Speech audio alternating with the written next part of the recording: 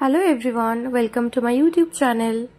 তো চলো আজকে আমি তোমাদের সাথে শেয়ার করি আমি কিভাবে বাড়িতেই চকলেট বানাই। অনেকদিন ধরেই আমার কাছে কম্পাউন্ড চকলেটটা ঘরেই পড়েছিল, ফ্রিজে ছিল, তার জন্য এটা এত শক্ত। তোমরা বানানোর আগে ফ্রিজ থেকে কিছুক্ষণ আগে বের করে রাখবে, তাহলে চকলেটটা নর্মাল হয়ে যাবে, তোমাদের কাটতে সুবিধা হবে। আমার এখানে একটু প্রবলেম হচ্ছিল, তো চকলেটগুলো আগে ভালো মতো কেটে নিতে হবে। বেশি ছোট না করলেও হবে, নর্মাল সাইজ। ভালো মতো এটাকে কেটে নিয়ে ডাবল বয়েলিং প্রসেসে তোমাদেরকে এটা মেল্ট করতে হবে চকলেটটা। চকলেটের বাটিটা কোনোভাবেই ডিরেক্ট গ্যাসের ওপর বসাবে না, তাহলে চকলেটটা পুড়ে যেতে পারে। তো এরকম একটা বাটিতে জল গরম করে তার উপর চকলেটের বাটিটা বসিয়ে চকলেটটাকে মেল্ট করবে। একটু টাইম লাগবে চকলেটটা মেল্ট হতে, যেহেতু এটা আমার ফ্রিজে ছিল আর চকলেটের পিসগুলো অনেক বড় দেখতে পাচ্ছ। তোমাদের চকলেটটা যদি বাইরে থাকে তাহলে বেশি টাইম লাগবে না, আমারটা যেহেতু ফ্রিজে ছিল তাই আমার অনেকটাই টাইম লেগেছিল চকলেটটা মেল্ট হতে। প্রথমে আমি চামচ দিয়ে করছিলাম, বাট হচ্ছিল না, তারপর আমি স্প্যাচুলা ইউজ করেছি।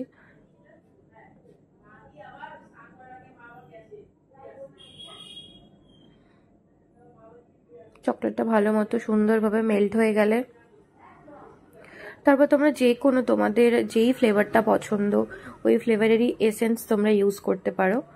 আমি ভাবছিলাম আমার ম্যাঙ্গো চকলেট বানানোর ইচ্ছে ছিল, তাই জন্য আমি ম্যাঙ্গো এসেন্স মিলিয়েছি। মানে আমারটা এসেন্স না, আমারটা এমালশন, যেটাতে কালার আর ফ্লেভার তোমরা দুটোই পাবে। ভালো করে স্প্যাচুলা দিয়ে আগে এটাকে ঝাঁকানাকা করে মিক্স করে নিতে হবে, যাতে কোনো লাম্পস না থাকে।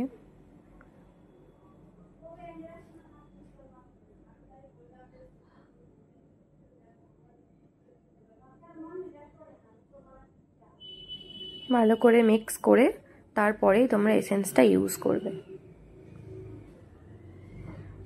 সাবধানে করবে, এটা একটু ভালোই গরম থাকে, যেহেতু বাটিতে নিচে জলটা অনেকটা গরম থাকে, তাই কেয়ারফুলি করবে কাজটা।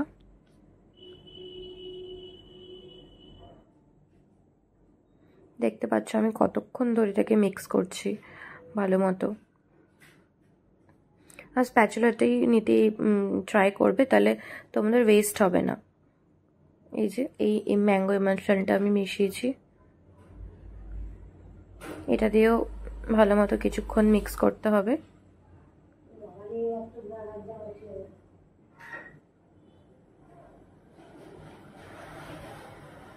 তোমরা আস্তে আস্তে এটাকে তোমাদের যদি মনে হয় যে ফ্লেভারটা আর একটু দিতে হবে তাহলেই অ্যাড করো, নাহলে কিন্তু এই চকলেটটা তিতা হয়ে যেতে পারে, বেশি এমালশন পড়ে গেলে তিতা হয়ে যাবে।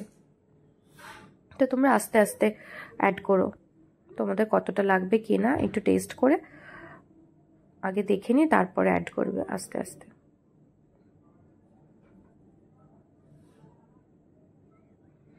এমালশনটা মিক্স দিয়ে ভালো করে একটুখানি মিক্স করতে হবে।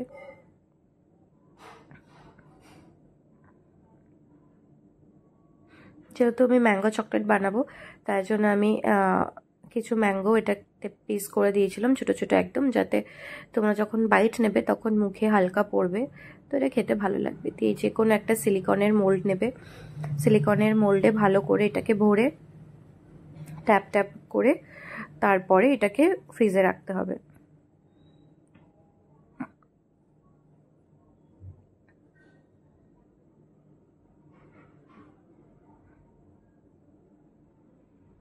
চামচ দিয়ে ভালো করে এটাতে ফিল করে তারপর ফ্রিজে রাখবে। বেশিক্ষণ রাখার দরকার নেই, 1-1.5 ঘন্টার মধ্যেই হয়ে যায়। ভালো করে এটাতে ভরবে, তারপরেই বেশিক্ষণ রাখার দরকার নেই ফ্রিজে, 1-1.5 ঘন্টার মধ্যেই হয়ে যায়, ভালো মতো এটা জমে যাবে।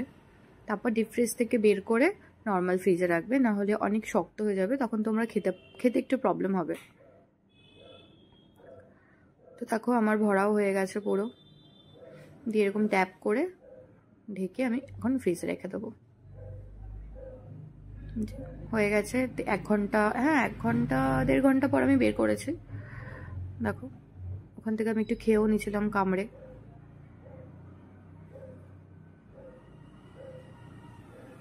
দেখো সুন্দরভাবে জমে গেছে। আর আমি তো তোমাদেরকে টেস্ট করাতে পারবো না এখন, তাই সিরিয়াসলি বলছি খেতে ভীষণ টেস্টি হয়েছিল। পুরো আমের একটা সুন্দর আমের একটা ফ্লেভার আসছিল, যে আমি আমার মাকেও টেস্ট করিয়েছি, আমার মা তো বলছে খুব সুন্দর।